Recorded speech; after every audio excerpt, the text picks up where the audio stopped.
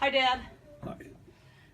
What's your name, So please? there's a picture on the front here that says what this is about. Yeah, it says interview with Dad, father-in-law, grandpa, 2016 Thanksgiving. Okay. So we're going to interview you. The family members are going to interview you, a couple questions, and you're going to answer them. It's just a nice interview with our father. You are Peggy. You are directing the show. John and I are. And John is the cameraman and Yep. director. Yes. Okay. We're producing this film, Okay. this Very documentary of Robert Holman. good. I can now put this away. Yes. Okay. Thank you.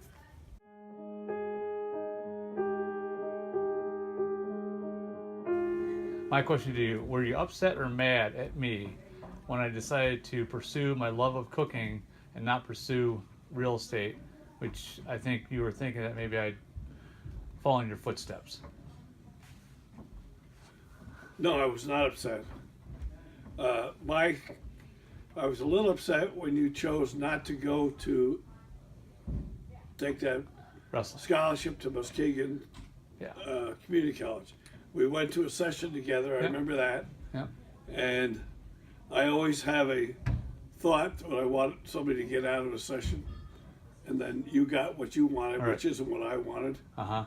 And I was a little disappointed that about that, Yeah.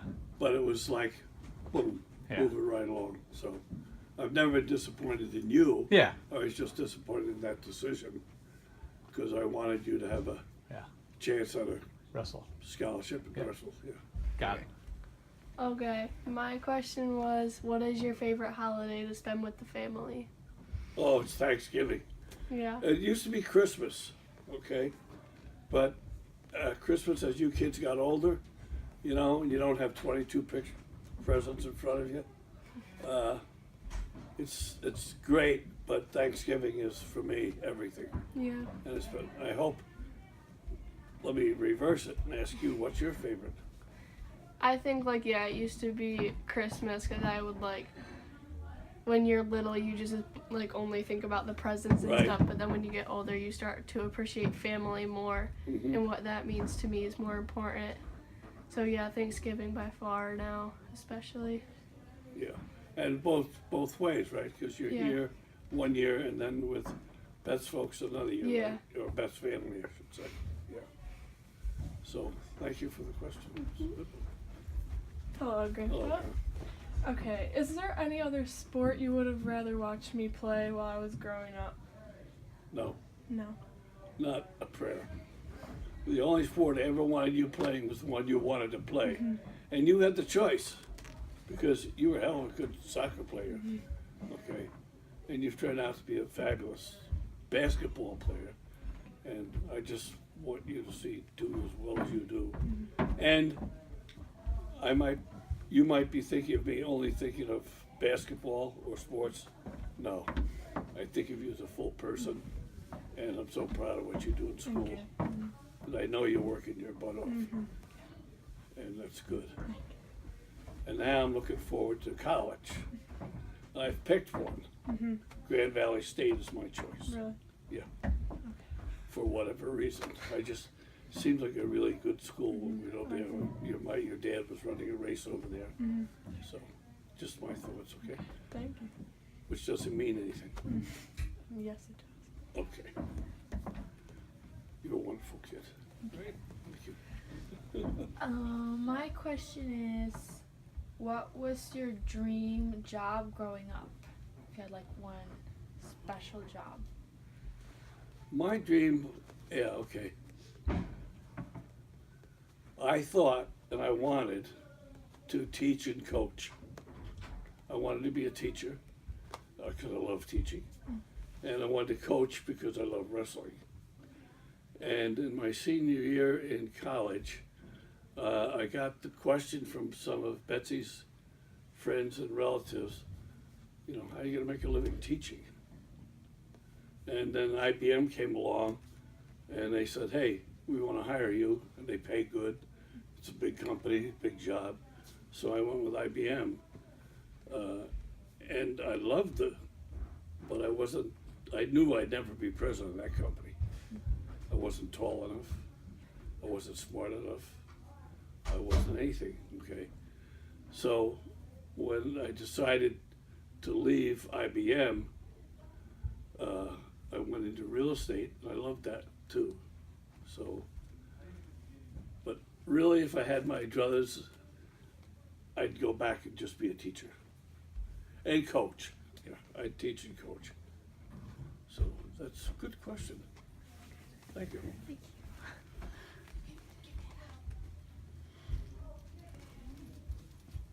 Oh, thank you. So nice. Oh, here's my other sweet. Hello. My other sweet. Okay. My question for you, this is Kathy, his daughter, his Yes. middle daughter.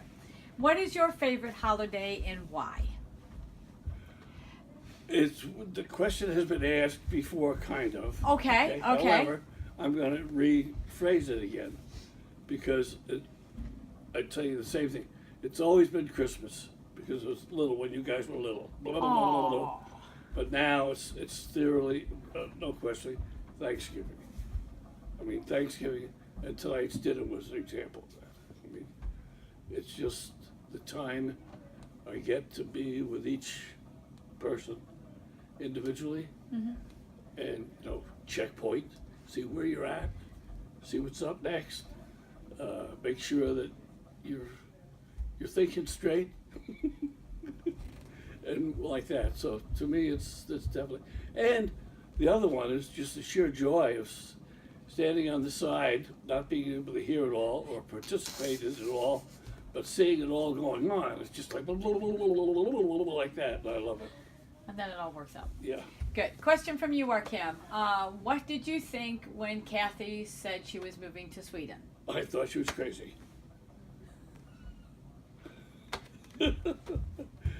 And I had, it was like, okay. I'll tell you the story about Yorkham. And you were happy. You moved to Sweden and you were so excited. Then we went to the wedding, I believe, okay? Then after the wedding, 2 or 3 years into your marriage, you were getting rocky, okay? You were clearly getting rocky. And I felt a little scared because you were getting rocky and knew that. And we talked about it on the phone, but I don't think I was doing any good talking about it. And then Yorkham got on the phone. He says, "Bob, don't you worry. It's going to work out fine." And it did. So we always talk about Yorkham as being like that. And he's the rock. You were this but he's a rock. So I have so much respect for him. And you too, incidentally. Thank you. Anton's question is, Bob, what do you remember about your first wrestling match? What was? Okay, I don't want to tell you about my first wrestling match. Okay. Because it was in the gym, and it was a scrimmage, and I got pinned. And I've always told everybody I never got pinned. See? But I've kind of hidden that one because it wasn't really a match, it was a scrimmage, okay? And he was bigger than I, and I remember, talking to the guys about it, and there was the coach right behind me. And there I was making up excuses. And that's something I never ever did again. You don't make excuses. And if you want to know my favorite match ever, Yeah. I will tell you that one because that's the one I'll always remember. And Hugh Perry was from Pittsburgh. He was a 115-pounder and I was 123, but he was wrestling 123 because he the only weight he could wrestle. And he was superstar champion. And he came in, Pitt came into Penn State, and I wrestled him first match of the day. And I beat him 4-2. I mean, I beat him. Not any question about it, okay?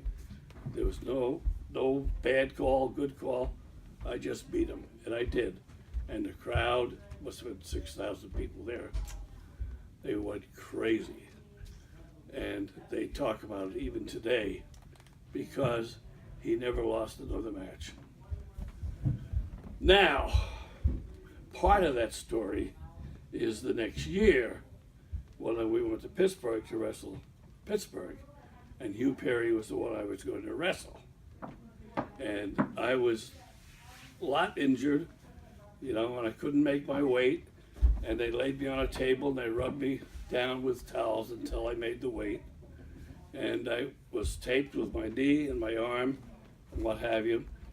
And he beat me 16-8. I mean, he beat me to a stick. And those injuries and the weight had nothing to do with it. He was better than I was.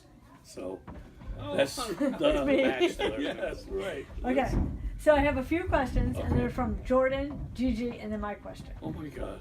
Okay, so this is from Jordan, and she'd like to know 3 favorite animals. What are your 3 favorite animals? Oh, well, that would have to be Buster is my absolute favorite animal. Okay. He's my buddy. And actually, Mumsy is kind of neat to me. She's sweet, you know? And she still gets her meals and takes care of her peeing and what have you. So those are the animals. Of course, Brandy. Crazy Brandy. So yeah, I'd say those are my 3 favorite animals. If you want to know what were my favorite animals other than those that we own, I'd probably say a lion. A lion. Yeah, a lion would be the best for me. Arr. Yeah. Can you relate to that? A lion? Yeah, right. Okay, so great. Okay, so this is from Gij. Okay, what is your favorite memory of me and our trips together? And this is from Gij. Just, yeah, okay. Oh, it was when we went, I think it was to Wisconsin.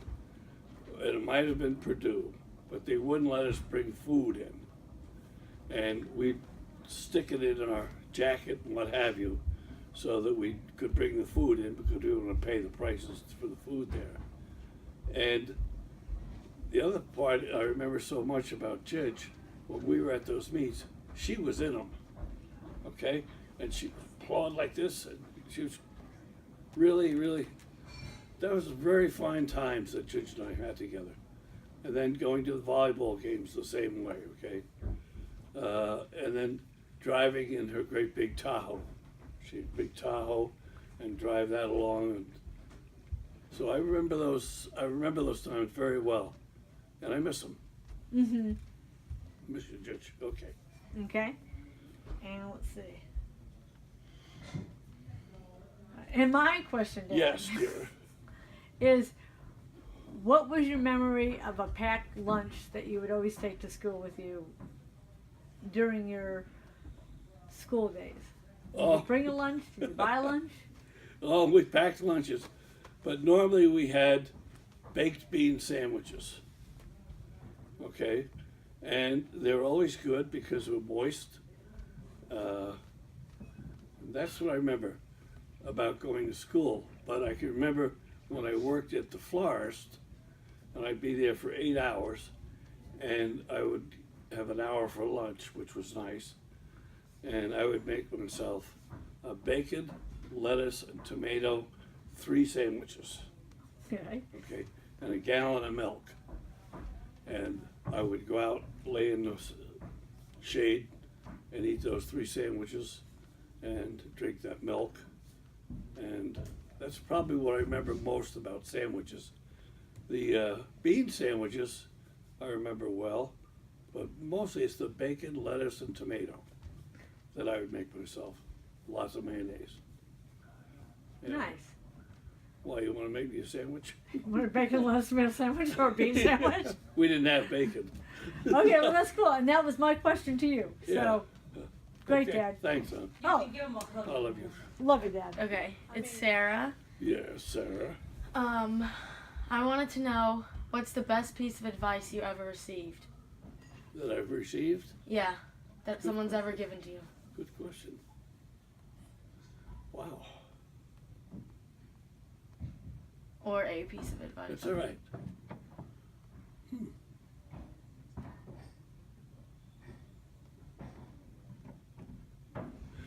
I'll tell tell you one. Okay. It's just not as magnificent as you might expect.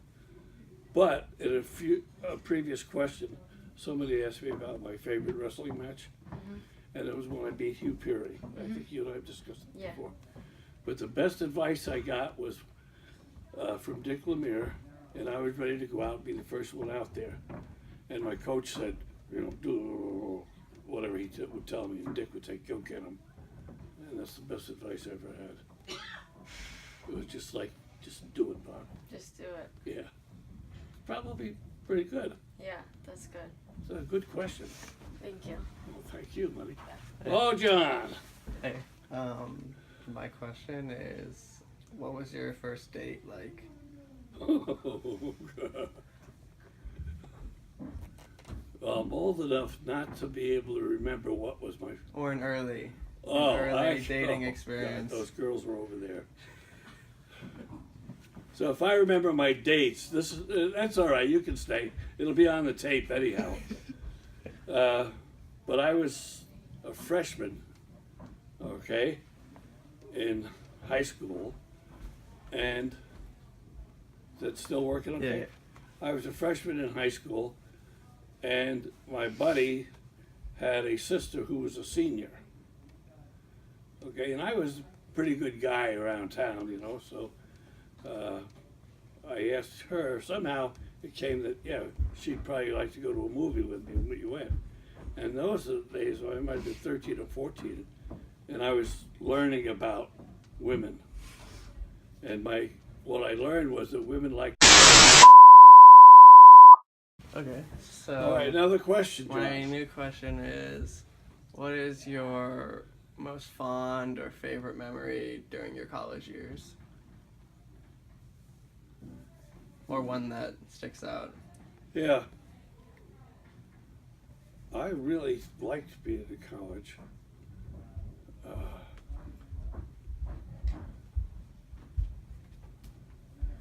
But so much of it was involved with the wrestling arena, because that was kind of what you wrestled and went to college. So I loved college, I loved the campus, but wrestling was such a part of it that whenever I think of anything, well, I can tell you, no, okay, let's say in my sophomore year, I decided to run for sophomore class president. And I had to go around to each one of the fraternities and make a speech, and I did that. And I won easily because my name was well known. And that was kind of cool. You know, sophomore class president.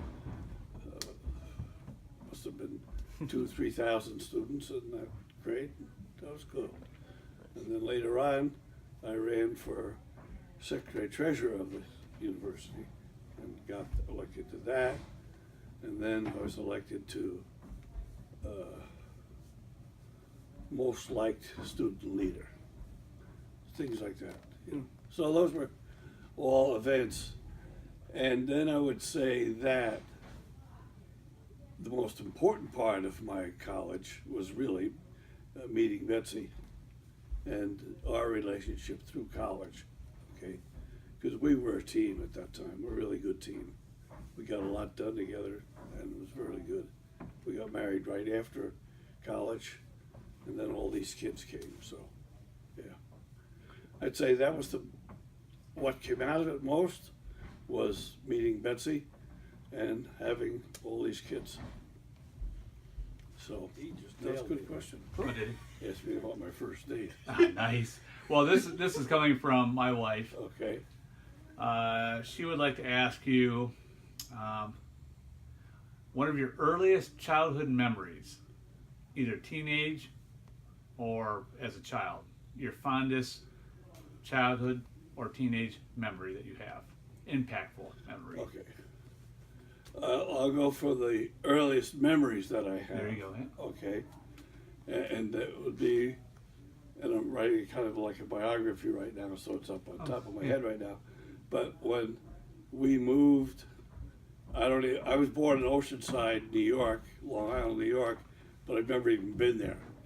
But we moved from there, apparently, into Wantagh, Long Island, into this house that this guy gave Daddy and Mom, and it was me, Donald, and Douglas, the three of us, and there was an attic, okay, just an attic, and they put a big bed up there, and the three of us slept there, but you could always hear the rats.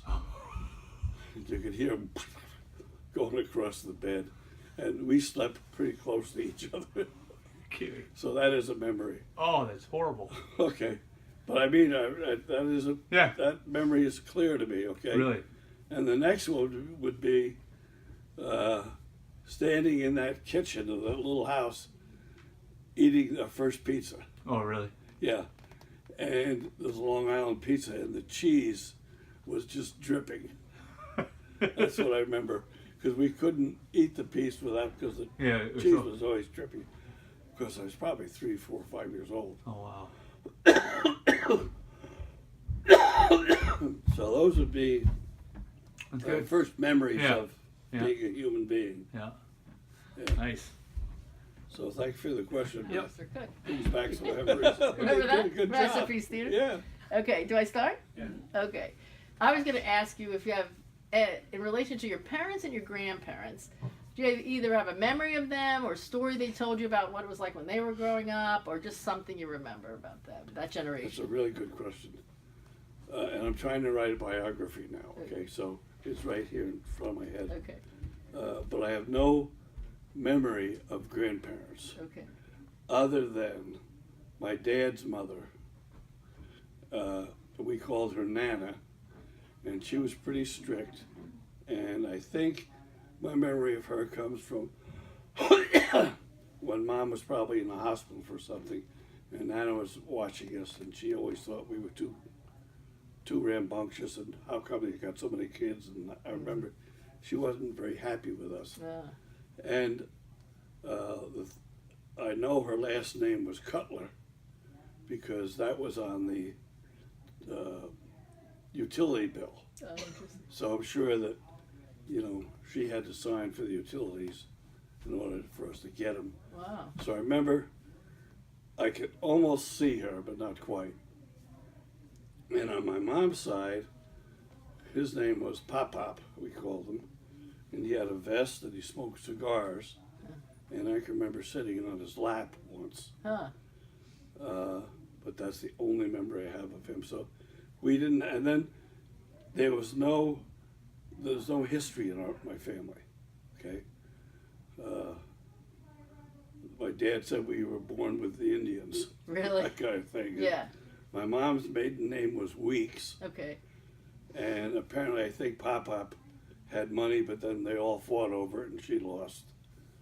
So that's my memories Oh. of them. So they didn't talk about what it was like when they grew up too much? No,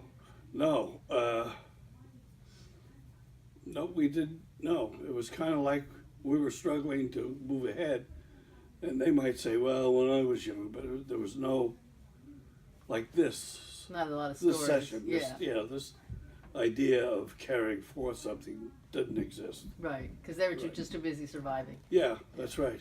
That's Good question. interesting. Okay. Here comes the director of the show. Well, okay, so this is me, Margaret, Peggy. And this question's from Darren. Darren's question is, describe emotions, feelings you had when your team won the national championship, and do you ever relive it? Oh, wow. Yeah, I had mostly feelings of wow, okay, because it was right there at Penn State, and we won the championship. And I felt mostly not upset, but sad because I was not a contributor to it. It was in my sophomore year, and that was the year that I had more injuries than anybody should ever think about. So I had lost out in the first round.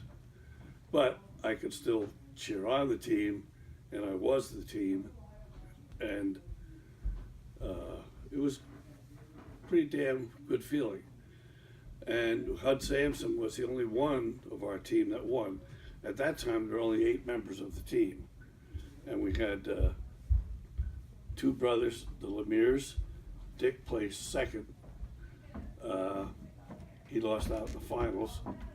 And Joe did not win that year for some reason. Hud Sampson did win. And with that, we won the championship. So it wasn't so much the thrill of being a national championship, it was the thrill of being with those guys. And my own sadness for not having been a contributor. And do you ever relive it? Not exactly that. I relive my college wrestling a lot. Okay, I really do. I don't know why. Dick Lemire, my closest friend and star wrestler, much better than I was, it's all gone for him. Okay, I'm reliving it somehow. I don't know the why. That's the way it is. Okay. Thanks, Dad. Thank you, Jeremy. All right, this is from Todd. This is Yeah, I'm pissed off that Trump won. Bob. Over your lifetime, have you had any spiritual experience that continues to give you pause or stays with you?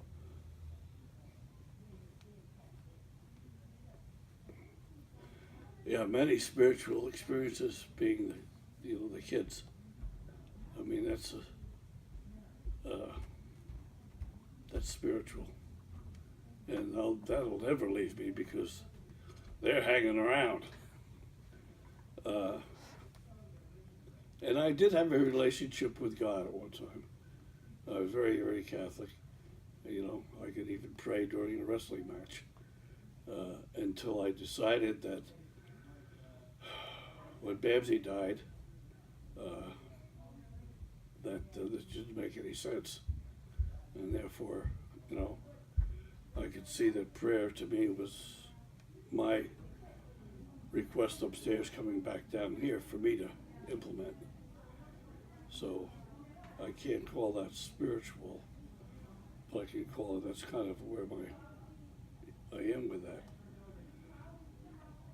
But spiritual, each child being born is spiritual.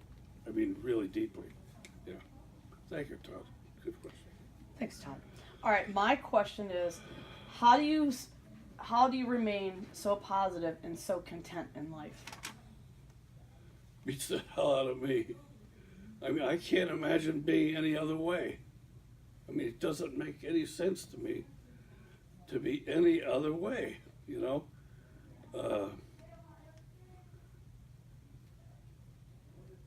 So I just refuse to be any other way. In other words, it's like accept what is and be happy with it. That's the way I am. Thank you. That's a good question, though. I have one more. Okay. Do you remember when each kid was born? Oh, yeah. Okay. Oh, yeah. Do you have a place that you would like to go if money were no issue? Or would you like to go anywhere? No, not really. I mean, I have, you know, I want to go see Beth in April. I want to come out and see you. I go to Sweden.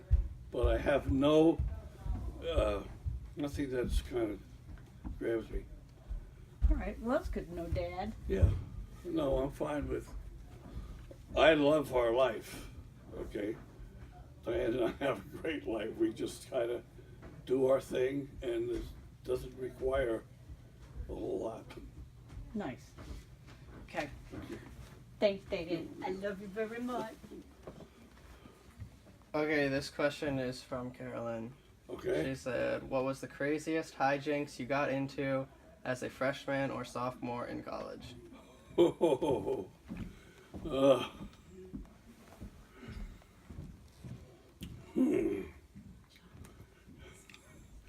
This is a tough one. Oh God, yeah, okay.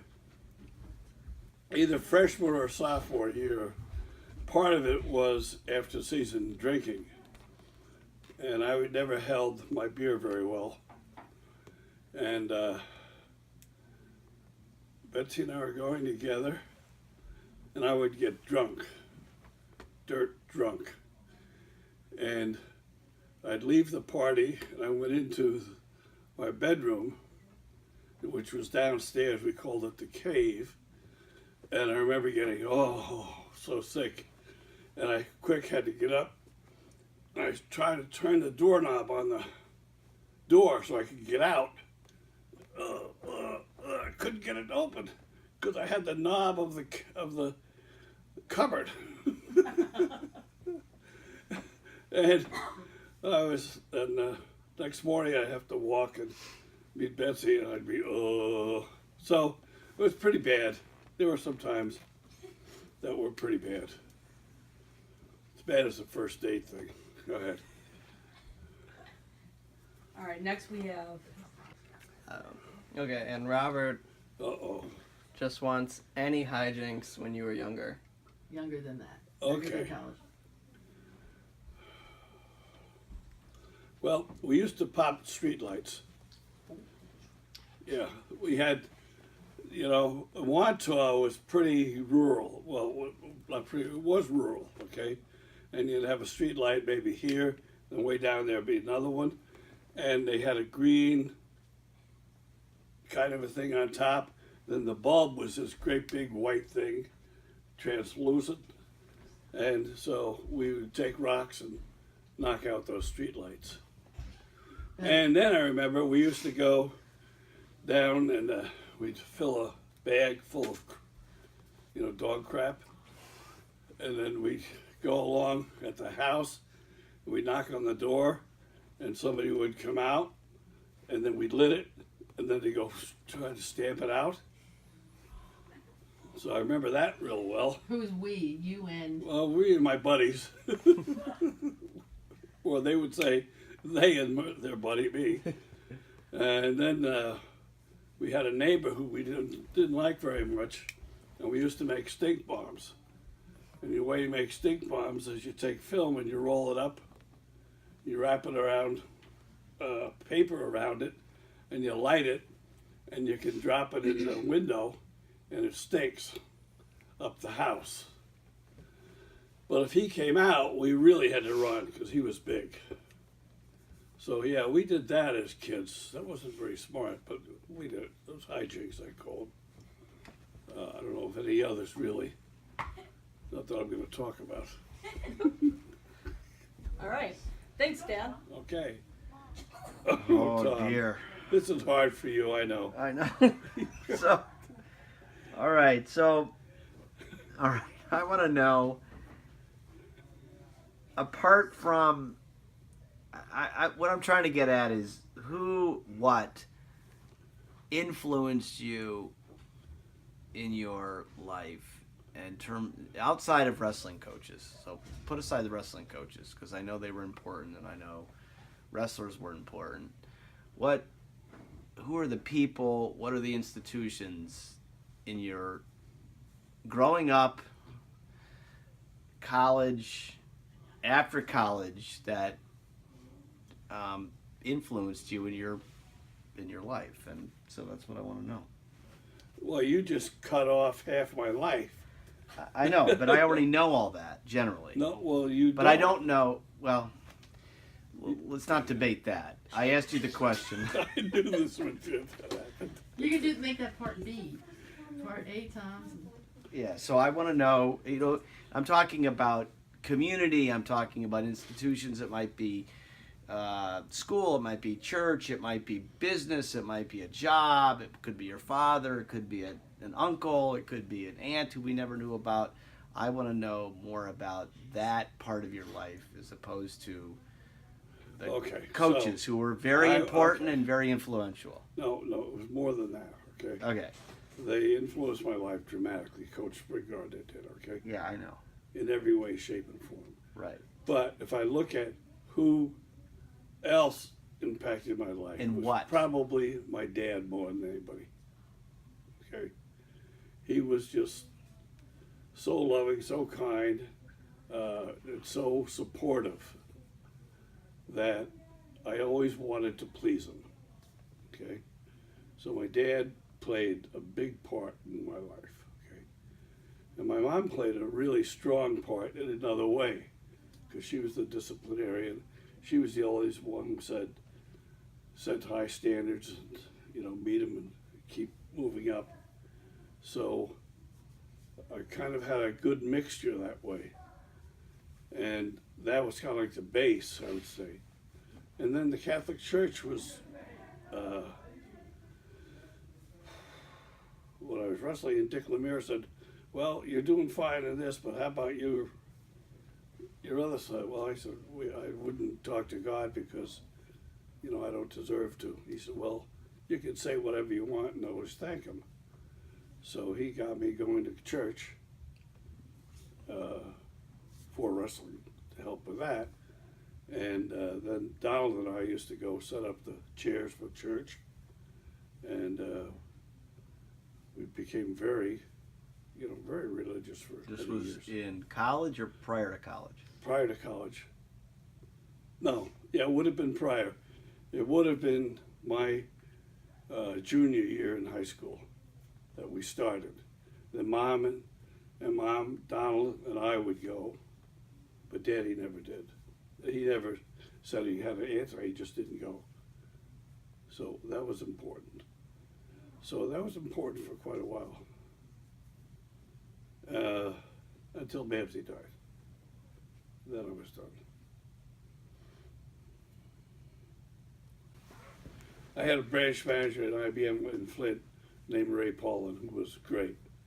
And I learned a lot of my management, if I have any, management skills from him. He was always very direct. He always listened to you. And I can remember wanting more territory. He says, okay, Bob, don't worry about it. Next week, I'll either give you more territory or I'll tell you why I'm not. It's just like those kinds of ways that he handled you. And Direct. He didn't sweat the little things. He was great. Direct. Yes, very direct. And he was a very unassuming guy. He sat there with a cigar in his mouth, and he didn't look like anything other than he was really great. He moved to a branch office in Pittsburgh because they needed that thing to get corrected. So he get there and he corrected that. Then they said, where do you want to go? And he said, San Diego. And I'm sure he's passed away since then. He was important in my life, yeah.